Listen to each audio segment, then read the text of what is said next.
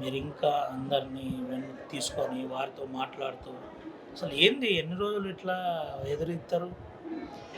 కా అంటే వాస్తవంగా కాంగ్రెస్ పార్టీ కష్టకాలంలో అంటే ప్రధానంగా చెప్పాలంటే రవి చెప్పుకుంటే గొప్పగా అయితది కావచ్చు, ఇంకో రకంగా అయితది కావచ్చు. కానీ కొన్ని మీరు అడిగిన కాబట్టి వాస్తవాలు చెప్పాల్సొస్తది.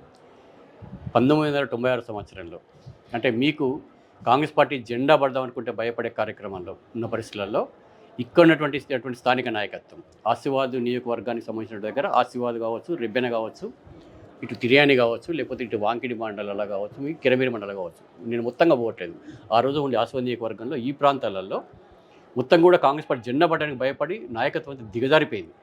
దిగజారిపోవడం కాదు, ఒక రకంగా వాళ్ళకి సరెండర్ అయిపోయింది మొత్తం కూడా. ఇంట్లో కూర్చోవడం కాదు, వాళ్ళు సరెండర్ అయిపోయిండ్రు. వాళ్ళు ఇచ్చిన దావత్లల్లో వాళ్ళు ఇచ్చిన కూర్చొని మొత్తం హ్యాండ్స్ అప్ చేసిన క్రమంలో అప్పుడు నేను కాంగ్రెస్ పార్టీలో క్రియాశీలకంగా అప్పటి వరకు ఉంటే కానీ అప్పుడు నాయకత్వ బాధ్యతలకు వచ్చాను నేను. తీసుకొని ఆ రోజుకెళ్ళి ఈ రోజు వరకు కూడా కష్టకాలంలో పనిచేసిన కార్యకర్తలకు ఒక న్యాయం జరగాలని చెప్పని, వాళ్ళకు స్థానం దొరకాలని చెప్పని, వచ్చిన అవకాశాన్ని వాళ్ళకు సద్వినియోగపరిచే రకంగా పనిచేయాలని చెప్పి చేస్తున్నా తప్పితే కానీ నాకంటూ వ్యక్తిగతంగా ఏమీ లేదు. వేరే ఆలోచనలు కూడా లేవు. ఏముంటదన్న వ్యక్తిగతంగా మీకుందని నేను చెప్పట్లే. అంటే ఇంకా ఎదురే ఈ ఇంకా ఖర్చు పెట్టుకుంటూ, ఇంకా కాంగ్రెస్ అంటూ చాలామంది రకరకాల పార్టీలు మారిర్రు. మీరు మళ్ళీ సర్పంచ్‌లను తయారు చేస్తున్నారు. మళ్ళీ ఓ ఎమ్మెల్యే క్యాండిడేట్‌ని తయారు చేస్తున్నారు. ఏంటి ఇదంతా? నేను అసలు ఇంకా మళ్ళా అసలు ఆహ్, అంటే ఎన్ని రోజులు ఈ ఫైట్ ఎన్ని రోజులు చేస్తారు అసలు? కాంగ్రెస్ పార్టీ జెండాను అమర్చిన రోజులు తప్పకుండా పనిచేస్తారు. తర్వాత మీరు ఏమన్నారు ఎమ్మెల్యేలను తర్వాత సర్పంచ్‌లని అంటున్నారు కదా! ఎమ్మెల్యేలను ఎవరు తయారు చేయట్లేదు ఇప్పుడు.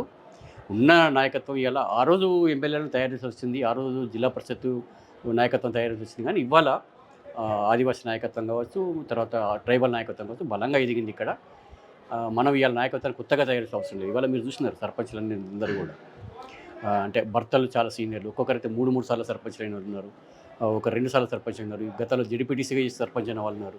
అట్లా నాయకత్వం బలంగానే ఉంది. కాకపోతే అంటే మా నాయకత్వంలో సమన్వయం లేక, బాధ్యతలు పంపకాలలో లేక కొంత లోటుపాట్లు ఉన్నాయి తప్పితే గానీ ఇంకో రకంగా లేదు. ఇంకోటి ఎన్ని రోజులు ఎదురీయడం అని చెప్పండి అది.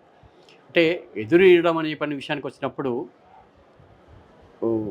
ఇవాళ కాంగ్రెస్ పార్టీ అధికారంలో లేనప్పుడు మేము చాలా అవమానాలకు గురైనాం. అవమానాలకు గురైపోయినాము. తర్వాత ఇంకో రకంగా చెప్పాలంటే కేసులు ఎదుర్కొన్నాము. తెల్లార్లేస్తే పోలీస్ స్టేషన్‌లో ఉన్నాము. అసలు ఒక రకంగా చెప్పాలంటే ఇల్లే ఒక హౌస్ అరెస్ట్ కింద ఒక పోలీస్ స్టేషన్‌గా మారింది. బయట మా నీడను మేము నమ్మలేని పరిస్థితుల్లో కూడా పనిచేసిన కాలంలో, ఆ రోజు అండగా ఉన్న కార్యకర్తలందరూ కూడా అంటే ఏ నమ్మకంతోనైతే మమ్మల్ని నమ్ముకున్నారో ప్రజలు కూడా అన్న అవకాశం ఉంది కాబట్టి మేము అటు పోయినాం గానీ, మేము ఇప్పుడు కూడా మీ కాంగ్రెస్ పార్టీ మనుషులు అని చెప్పినటువంటి వాళ్ళందరూ కూడా ఒక అవకాశం వచ్చినప్పుడల్లా అకామిడేట్ చేయాలి కదా! ఆ భావంతోనే పనిచేస్తున్నాం.